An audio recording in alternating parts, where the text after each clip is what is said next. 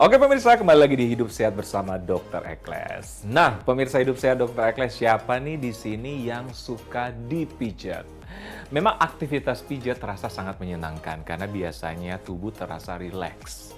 Tapi banyak yang bertanya, dokter, apakah di umur lansia bisa untuk dipijat atau aman untuk dipijat dan apakah manfaatnya untuk kesehatan? Nah, kita akan bahas selengkapnya. Saya tidak sendiri, saya bersama dengan Dr. Stacy, spesialis ortopedi. Apa kabar, dokter? Sehat. Tubuh kelihatan rileks kayaknya ini ya. Rileks dong. Baru habis dipijat kayaknya ya. Wah, nanti kita bahas lebih dibahas banyak pasti ya. Oke, nah ini mungkin pemirsa bertanya-tanya, apa sih pijat itu, dokter? Oke, pijat itu sebenarnya suatu cara. Jadi dari yang memasaj itu untuk merangsang suatu taktil. Jadi dengan sentuhan ya. Iya. Tujuannya sebenarnya memang untuk merilekskan badan terutama. Jadi yang dirileksin apa sih sebenarnya ke otot. Berarti memang lebih ke ototnya ya? Yes. Iya, iya. Nah, Gitu. nah mungkin ini banyak kan pemirsa di rumah, apalagi Hidup Sehat Dr. Ekles, ini banyak yang mungkin umur 55 tahun ke atas atau dalam kategori lansia. Lansia. Nah, itu bisa dipijat atau gimana, dok? Oke, sebenarnya untuk lansia ini boleh banget dipijat. Tapi dengan syarat memang pijatnya yang halus. Jadi bukan berarti pijatnya yang sampai keras banget, sampai yang harus sampai kena banget ke tulangnya, sampai kretek. Kalau belum kretek, belum dirasa dipijat, katanya kan gitu ya. Setuju. Nah, itu. Jadi harus hati-hati. Kemudian manfaatnya untuk lansia juga apa? Salah satunya juga menenangkan, lebih tenang ya, pikiran, badan juga lebih tenang, lebih rileks gitu. Jadi membantu banget untuk lansia. Ya, karena memang kebanyakan kan kadang-kadang lebih umur atau lebih lansia memang kadang-kadang suka pegel-pegel ya, dokter ya. Nah, benar. Kenapa? Karena satu, problemnya kalau sudah lansia ini kan badan otot ya, terutama otot akan lebih kaku. Di atas 30 tahun itu otot kita akan lebih kaku, mobility-nya berkurang. Jadi dengan pijatan ini membantu untuk merilekskan lagi untuk otot-otot, untuk tendon yang udah kaku ini. Yang udah kaku ini ya. Betul. Jadi memang tetap disarankan, nggak apa-apa dipijat. Boleh. Ya. Tapi memang ada caranya, jangan terlalu kuat. Betul. Apalagi yang sampai memar-memar gitu ya. Kalau belum biru gitu Kalau belum katanya. biru belum dipijat katanya ya. Iya. Tapi sangat setuju yang Dr. Stacy mention tadi bahwa pijat itu mengenai otot. Betul. Berarti bukan tulang ya? Bukan. Bukan ya? Yang dikretekin gitu, itu tidak disarankan atau gimana? Itu sebenarnya ya kita nggak butuh sampai bunyi kretek banget kalau mau dipijat. Nah kan kalau orang, dok saya mau pijat tulang. Sebenarnya tulang itu nggak akan ada efeknya kalau dipijat. Karena yang problem adalah dari ototnya ini kan.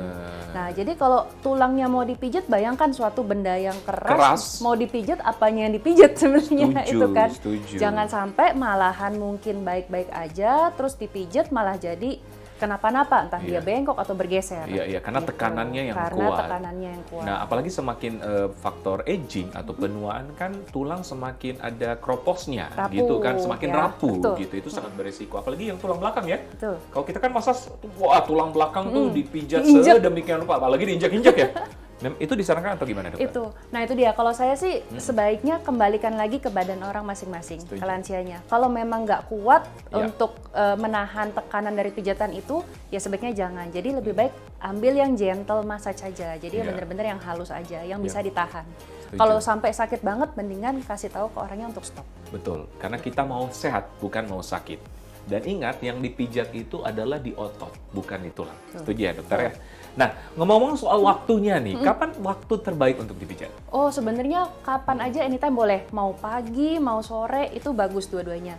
Kalau pagi kita belum aktivitas, mungkin masih otot baru bangun tidur kaku gitu kan. Nah itu boleh tuh kita mau dipijat. Kenapa? Supaya kita bisa rileks untuk hari itu. Jadi lebih lentur lah untuk hari itu.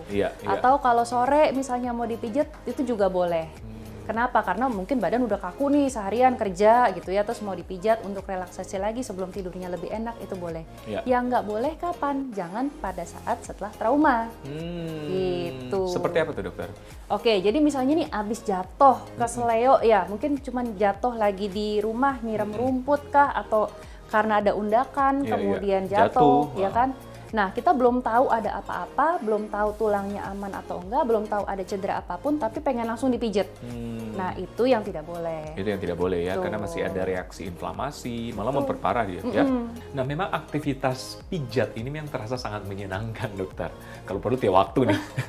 Tapi ada saran dari dokter, apakah bisa tiap hari dipijat atau ada dalam jangka waktu kurun tertentu, dokter? Oke, jadi intinya gini, kalau misalnya kita cuman untuk pijat yang pegel-pegel aja nih, sebaiknya memang nggak usah tiap hari. Ya. Ya.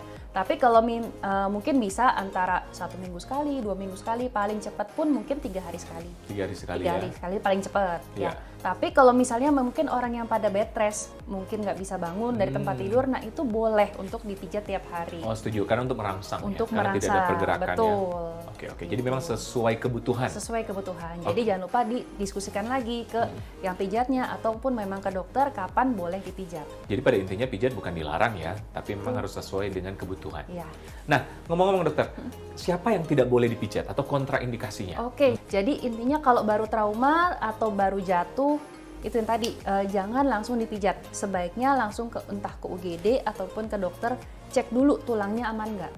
Jangan sampai misalnya nih jatuh, ternyata ada yang patah atau ada apa, tadinya bentuknya bagus, tulangnya posisinya bagus, karena dipijat tekanannya malah jadi bergeser. Setuju. Dari yang mungkin hanya bisa untuk di gips aja, ternyata malah harus operasi. Iya. Jadi itu yang harusnya jangan. Iya, Lebih iya, baik iya. kalau baru trauma atau baru cedera, jangan lupa dilakukan RICE ya. Jadi istirahatin, kemudian dikompres dengan es, kemudian dielevasikan dan dibantu dengan mungkin bandage atau apa. Iya, iya. Dan mungkin sesegera mungkin ke instalasi medis terdekat ya.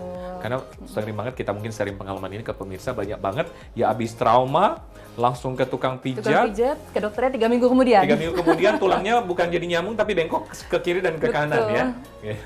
Nah, ini harus perlu diperhatikan oleh pemirsa di rumah. Dokter Stacy, terakhir nih tips pijat untuk lansia supaya mungkin bermanfaat untuk kesehatan. Oke, Ya. jadi tidak ada masalah untuk lansia sebenarnya kalau mau dipijit oleh siapapun, bahkan diri sendiri pun boleh memijit diri sendiri. Yang penting harus tahu tempatnya.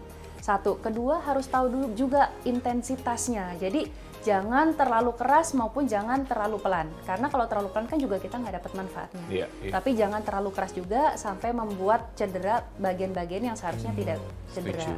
Ya. Setuju. Dan kenali lagi kebutuhan masing-masing dari individunya. Emang butuh atau enggak? Kalau memang butuh silahkan dikerjain, tapi harus dengan proporsi yang benar. Ya. Kayak gitu. Iya, iya, iya. Dan ingat, pijat itu ke otot, Yes. bukan ke tulang. Ya, itu Ya, ya. setuju ya dokter ya? Betul. Dan hati-hati kalau baru trauma, jangan langsung dipijat. Iya. Ya, Oke, gitu aja. benar banget, setuju banget. Oke, dokter, terima kasih banyak. Informasinya Sama-sama. sangat bermanfaat dan kita bisa praktek karena bukan berarti kita larang untuk dipijat, tapi dipijat sesuai dengan kebutuhan. Sekali lagi kita ingatkan, pijatnya di otot, bukan di tulang. Oke, semoga bermanfaat. Sudah 1 jam kita menemani Anda. Tetap saksikan Hidup Sehat bersama Dr. Ekles untuk mendapatkan informasi kesehatan yang bermanfaat dan tentu saja terpercaya untuk Anda.